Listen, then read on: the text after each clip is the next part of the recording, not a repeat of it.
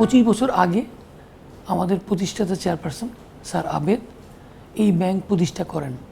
তো ওনার একটা উদ্দেশ্য ছিল, একটা উদ্দেশ্য নিয়ে আসলে এই ব্যাংকটা জন্ম হয়েছিল। আপনারা জানেন যে ব্র্যাক মাইক্রো ফাইন্যান্স বিজনেস করতো এবং মাইক্রো ফাইন্যান্স বিজনেসে ওনারা দেখলেন যে ওনাদের মাইক্রো ফাইন্যান্স অন্টারপ্রেনাররা অ্যাকচুয়ালি গ্র্যাজুয়েটেড টু সাম এক্সটেন্টে স্মল অ্যান্ড এসএমই সেগমেন্টে ওনারা কনভার্ট হচ্ছেন, কিন্তু এই এসএমই সেগমেন্টে বা মিসিং মিডল সেগমেন্টে ওনাদেরকে কেটার করার জন্য কোনো ডেডিকেটেড বা স্পেশালাইজড ফিনান্সিয়াল ইনস্টিটিউট বাংলাদেশে ছিলেন না।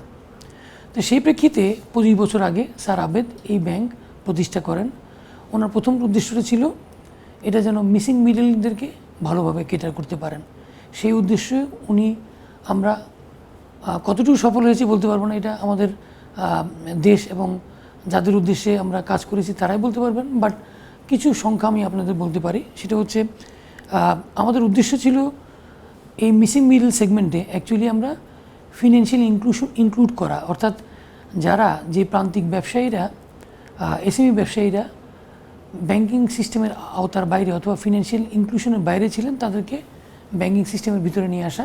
এবং এই 25 বছরে আমরা প্রায় 2 মিলিয়ন কাস্টমার বা 2 মিলিয়ন ক্ষুদ্র উদ্যোক্তাদের পাশে থেকেছি অথবা তাদেরকে বড় হতে সাহায্য করেছি। এবং এই 2 মিলিয়ন কাস্টমার কিন্তু অন্য অর্থে প্রায় 1 কোটি বা 10 মিলিয়ন এমপ্লয়মেন্ট জেনারেশন করেছে বাংলাদেশে। এবং এই 2 মিলিয়ন কাস্টমার 2 কোটি লোককে ডিরেক্টলি অথবা ইনডিরেক্টলি প্রভাবিত করেছে, তাদের জীবনকে সুন্দর এবং সমৃদ্ধি আনার ক্ষেত্রে কাজ করেছেন। তো সেই ক্ষেত্রে আমি বলবো যে আমরা অবশ্যই সফল হয়েছি এক্ষেত্রে। তো এই 25 বছর অর্জন যদি আপনি জিজ্ঞেস করেন, অনেক অর্জন আছে। আমরা যদি ক্যাটাগরাইজ বলি, প্রথম ক্যাটাগরিটা হচ্ছে যে উদ্দেশ্য নিয়ে এই ব্যাংক স্টাবলিশ হয়েছিল, সেই উদ্দেশ্য তো আমরা বলেছি যে আমরা সফলতার দিকে যাচ্ছি বা সফল হয়েছি। এবং সেকেন্ড উদ্দেশ্যটা ছিল যে এটা তো একটা স্পেশালাইজড ব্যাংক না, এটা একটা স্কেজুল ব্যাংক, যেটা একটা লিস্টেড ব্যাংক, যার অন্য একটা উদ্দেশ্য আছে যে শেয়ারহোল্ডারদের ভ্যালু ইনক্রিজ করার ক্ষেত্রে। তো সেক্ষেত্রে আমরা পরবর্তীতে রিটেল এবং কর্পোরেট এবং অন্যান্য বিজনেস সেগমেন্টে আমরা প্রবেশ করেছি এবং আমরা আমাদের বিজনেসকে এক্সপ্যান্ড করেছি সারা বাংলাদেশে। 2300 জায়গায় সারা বাংলাদেশে আমরা আমাদের সেবা কেন্দ্র ছড়িয়ে দিয়েছি, যার মাধ্যমে আমরা সেবা প্রদান করছি আমাদের গ্রাহকদের। এবং তার মাধ্যমে আমরা প্রায় 2.3 মিলিয়ন কাস্টমারদেরকে আমরা সার্ভিস দিয়ে যাচ্ছি। এবং সেইভাবে আমরা যদি দেখেন যে এসএমই দিয়ে শুরু করলেও আমরা কিন্তু পরবর্তীতে রিটেলে ঢুকেছি এবং রিটেলে আমাদের পোর্টফোলিও এখন বাংলাদেশের one of the largest portfolio আমরা মেনটেন করছি, যেখানে প্রায় 52,500 কোটি টাকার পোর্টফোলিও আমরা মেনটেন করছি। তেমনিভাবে কর্পোরেট বা হোলসেল ব্যাংকিংয়েও কিন্তু আমাদের প্রেজেন্সটা বেশ স্ট্রং। আপনারা জানেন যে কর্পোরেট এবং হোলসেল ব্যাংকিং আমাদের এন্ট্রেনটা অনেক পরে এসছে। আমরা আসলে ফুল ফ্লেজ এই ব্যবসা শুরু করেছি 2017 অনওয়ার্ডস। এর আগে আমাদের প্রেজেন্স ছিল, বাট আমরা ওই দিকে অত মনোযোগী ছিলাম না। তো 2017 থেকে এই গত 8-9 বছরে আমরা কিন্তু এখন পিপল পারসেপশন বা কাস্টমারদের পারসেপশনে আমরা one of the most preferred corporate banking partner in the industry. So সেখানে আমরা অনেক বড় বড় কাজ করেছি। যেমন একটা এক্সাম্পল আমি দিতে পারি যে আমরা বাংলাদেশের সবচেয়ে লার্জেস্ট এফআরএমএক্স অয়েল ট্যাঙ্কারকে ফাইন্যান্স করেছি, যেটা আগে কোনো Bangladeshi private commercial bank finance করেনি। এই স্পেসটা পুরোপুরি মাল্টিন্যাশনাল ব্যাংকের দখলেই ছিল। আমরাই প্রথম প্রাইভেট কমার্শিয়াল ব্যাংক যারা এই ধরনের স্ট্রাকচার্ড ফাইন্যান্সে লার্জ ডিলের মধ্যে প্রবেশ করতে পেরেছি। এবং এটা প্রবেশ করতে পেরেছি এই কারণে যে আমাদের ক্যাপাসিটি আমরা ডেভেলপ করতে পেরেছি। এবং সেই সাথে আরেকটা নাম্বার আমাদের বলা উচিত, যেটা হচ্ছে ট্রেড পারফরমেন্সেও আমরা কিন্তু one of the most performing bank in Bangladesh. কারণ আপনারা যদি দেখেন যে বাংলাদেশের মোরলেস $125 বিলিয়ন ট্রেড ট্রানজ্যাকশন হয়, সেই ট্রানজ্যাকশনের গত বছর আমরা $7 বিলিয়ন আমরা আমাদের ট্রেড বুককে নিয়ে যেতে পেরেছি। আমরা যতদূর জানি যে ইন্ডাস্ট্রিতে বা ব্যাংকিং ইন্ডাস্ট্রিতে সবচেয়ে পারফর্মিং ব্যাংক যারা ট্রেড করে তাদের ফিগারটা হচ্ছে $8.5 বিলিয়ন কাছাকাছি। অন্য সাইডে আপনি যদি ক্যাপিটাল মার্কেটের কথা চিন্তা করেন যে মার্কেটের আমাদের অ্যাকসেপ্টেবিলিটি কেমন, আমরা কিন্তু $1 বিলিয়ন মার্কেট ক্যাপ ছাড়িয়েছি এবং মোস্ট প্রেফার্ড স্টকেও পরিণত হয়েছি। আপনারা যদি স্টক মার্কেট দেখেন যে ব্যাংকিং ইন্ডাস্ট্রিতে আমরা টপ অবশ্যই, মার্কেট ক্যাপেও আমরা $1 বিলিয়ন ছাড়িয়েছি এবং আমাদের স্টক মোস্ট প্রেফার্ড টু সাধারণ আমাদের যারা স্টক মার্কেটে লিস্টেড শেয়ার হোল্ডাররা আছেন এবং যারা ট্রেড করেন তাদের কাছে one of the most anticipated stock. সেই সাথে আমরা কিন্তু one of the most anticipated stock in terms of foreign ইনভেস্টরদের কাছেও। আমাদের প্রায় 36% কাছাকাছি এক পর্যায়ে ছিল আমাদের যে ফরেন ইনভেস্টররা এখানে ইনভেস্ট করেছেন।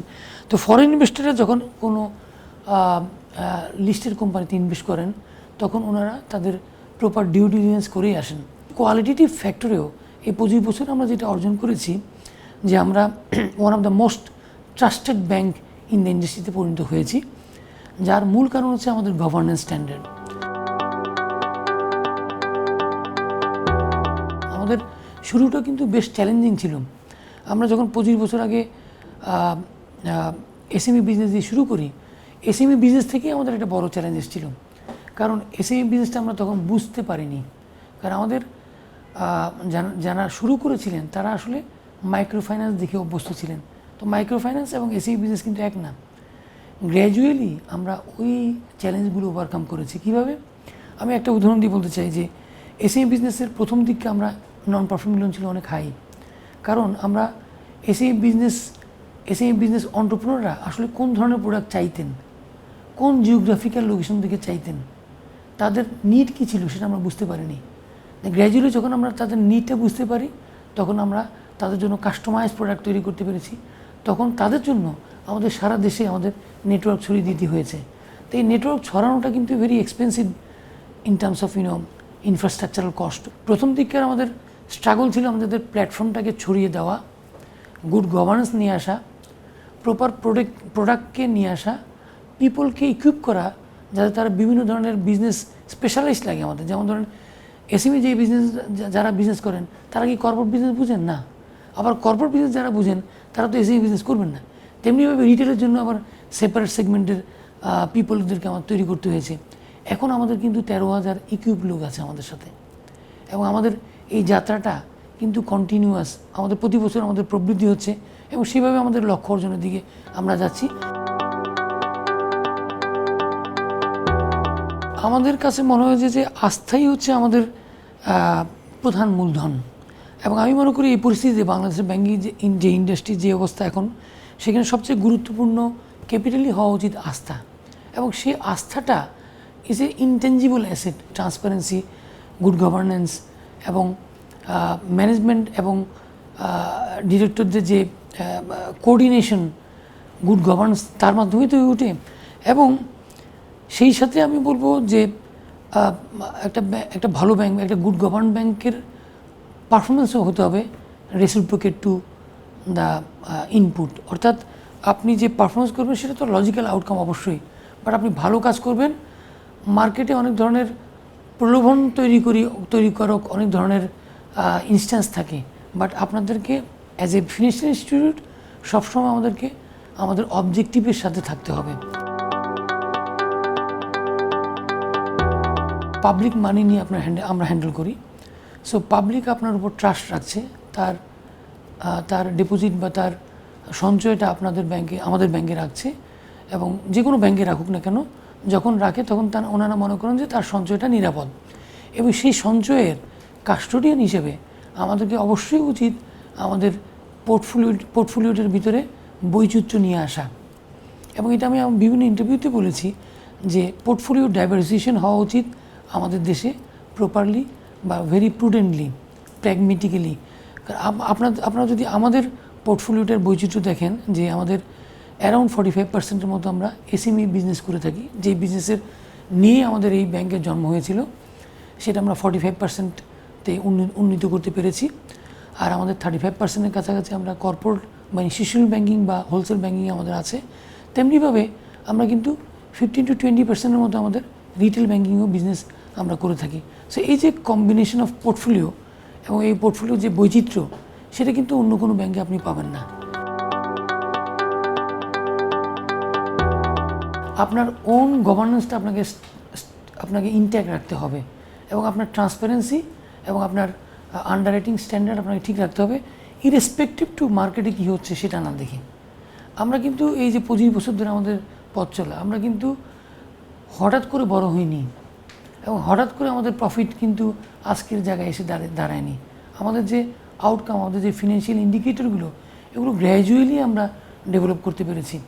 সো এই গ্র্যাজুয়াল ডেভেলপমেন্ট করা মানে হচ্ছে আপনি একটা অবজেক্টিভ ইমপ্লিমেন্ট করার জন্য একটা শর্ট টার্ম, মিড টার্ম এবং লং টার্ম স্ট্র্যাটেজি নিয়ে কাজ করেন। সেই স্ট্র্যাটেজিকে যদি আমরা যদি এফেক্টিভলি ইমপ্লিমেন্ট করতে পারি, তাহলে আমরা আসলে আমাদের মানটা ধরে রাখতে পারবো। সেইভাবেই আমরা আমাদের মানটা ধরে রেখেছি। অনেক ধরনের পরিকল্পনা আছে, সব পরিকল্পনা আমি এখানে আসলে বলতেও পারবো না, বাট সামগ্রিক পরিকল্পনা একটা আছে, যেটা হচ্ছে যেই উদ্দেশ্যটা নিয়ে আমাদের ব্যাংক প্রতিষ্ঠা হয়েছে। আপনি দেখবেন স্যার আবেদের অবজেক্টিভ ছিলেন যে ফিনান্সিয়াল ইনক্লুশন। সেই কারণে আমরা কিন্তু মিডলদেরকে ইনক্লুড করেছি এখানে। তা আপনি যদি দেখেন যে বাংলাদেশের এখনও বৃহত্তর জনগোষ্ঠী ব্যাংকিং আওতার বাইরেই আছে, সেই বৃহৎ জনগোষ্ঠীকে ব্যাংকিং আওতার মধ্যে নিয়ে আসতে হলে আমাদের অনেকগুলো কাজ করতে হবে। তো সেইভাবে আমরা কাজ করছি। ভবিষ্যতে আমাদের অনেক কর্ম পরিকল্পনা আছে। বাংলাদেশ ব্যাংকের যে ইনিশিয়েটিভটা বাংলা কিউআর কোড চালু করা এবং তা ইমপ্লিমেন্ট করা within a very short period in time, আমি হ্যাটস অফ টু দ্যাম। এই ইনিশিয়েটিভটা অনেক দিন থেকেই আমাদের জন্য খুব ডিমান্ডিং ছিল। আমি মনে করি it's an very appropriate approach to make the industry as cashless.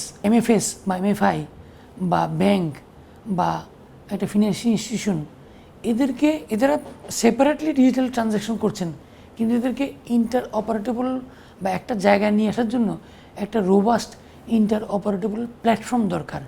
যেই প্ল্যাটফর্মটার উদ্যোগ আমাদের গভর্নমেন্ট নিয়েছেন।